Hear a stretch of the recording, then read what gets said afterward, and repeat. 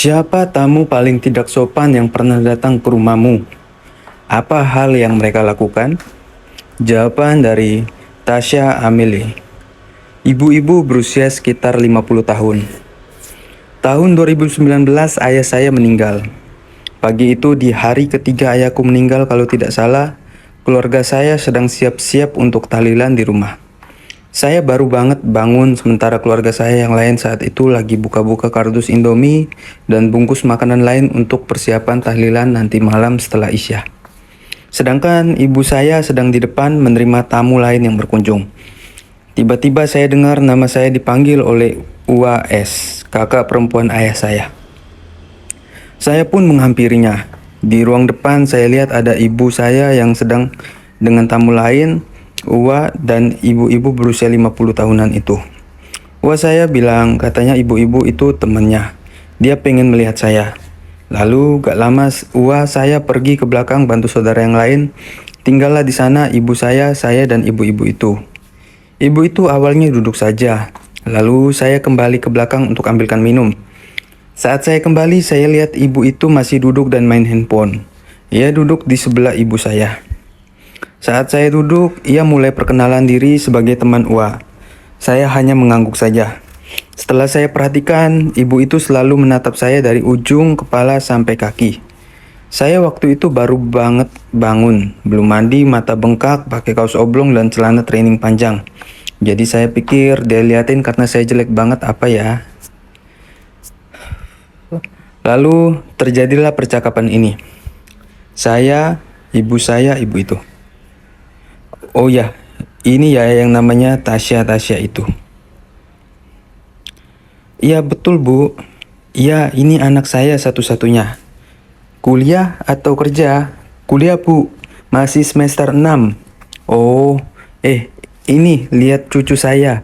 Lucu ya, mengeluarkan handphone dan memperlihatkan foto anak kecil.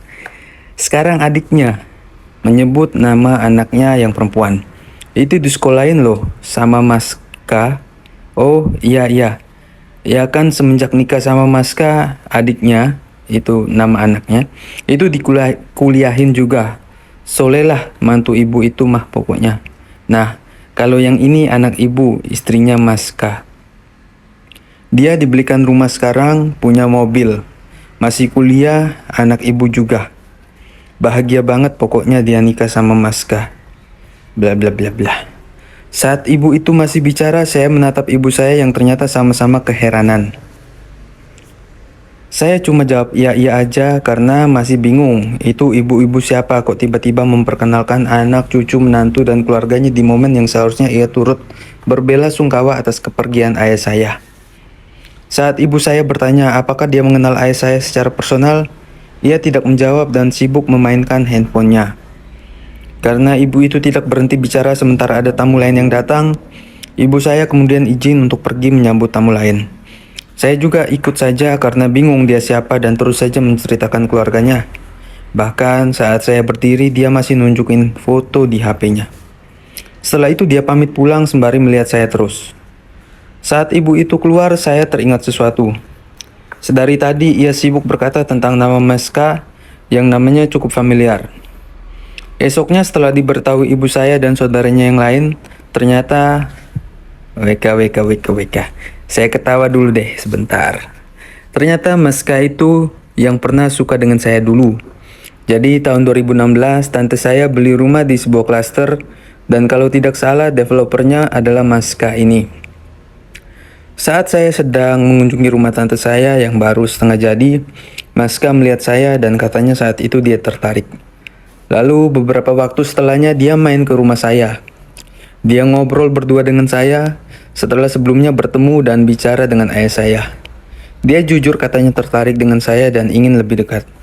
Pembicaranya waktu itu dia bilang apakah saya bisa bahasa Inggris dan tiba-tiba dia berganti bahasa menggunakan bahasa Inggris dan lanjut ngobrol dengan saya. Lalu dia juga tanya saya kerja di mana dan gajinya berapa. Saat saya bilang jumlah gajinya dia bilang, "Wah, lebih gede gaji di kantor saya dong." Dari situ saya dalam hati seperti, wait, what did you just say? Saya tidak nyaman mengobrol dengan dia dan memilih untuk balas sekenanya. Setelah pertemuan itu, ia sering lain saya tapi saya jarang balas karena saya bilang saya sibuk kerja. Mas K ini ngobrol dengan ayah dan tante saya, bilang katanya ingin nikah dengan saya. Terlebih ibunya juga sudah setuju. Padahal saat itu ibunya hanya melihat dan mengetahui saya dari foto saja. Singkat cerita ya tentu saja saya menolak dan ayah saya juga tante menyampaikannya kepada Mas K. Ayah saya bilang usia saya terlalu muda saat itu. Waktu itu masih 18 tahun. Mas K saat itu 26 tahun. Dan ayah saya bilang juga saya akan kuliah dulu tahun depan. Mas K bilang ingin menikah dengan saya dan akan kuliahkan saya. Dia juga bilang sudah siapkan rumah dan sebagainya. Menurutnya seluruh adik-adiknya itu dokter dan dia pun S2 di salah satu institut di Bandung. Makanya saya juga harus kuliah. Dan setelah itu lama sekali tidak pernah lagi terdengar tentang kabarnya. Hingga selang 2 atau 3 tahun kemudian, saya, ayah, dan ibu saya berpapasan dengannya di dekat komplek rumah tante. Dia bersama istrinya yang sedang hamil dan dia menyapa ayah saya supaya bareng saja. Tapi kami menolak dengan sopan.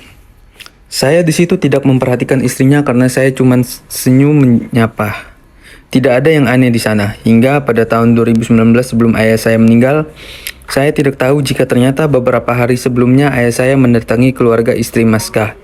Ayah saya di sana menjelaskan panjang lebar juga meluruskan mengenai hubungan saya dan Mas K yang sama sekali tidak pernah berhubungan lagi.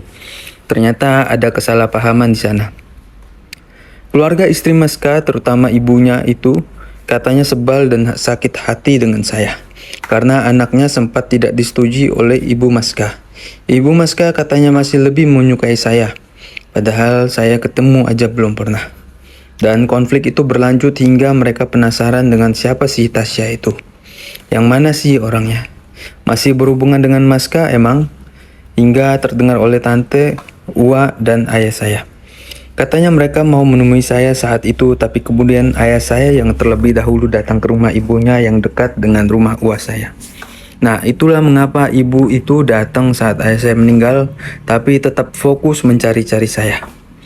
Ya gitu deh menurut saya. Ibu itu gak sopan, tiba-tiba datang terus ngoceh tentang indahnya hidup anaknya saat saya dalam kondisi masih sangat amat berkabung.